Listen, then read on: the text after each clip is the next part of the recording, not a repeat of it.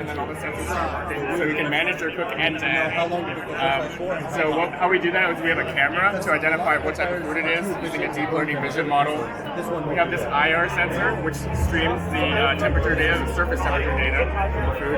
And we have a weight sensor embedded in the legs of this device to get the mass of the food. And then combining all that sensor information, we pass it to our backend software service that does all the aggregation and machine learning inference, and then we pass it back to the device to set the time and temperature for you automatically.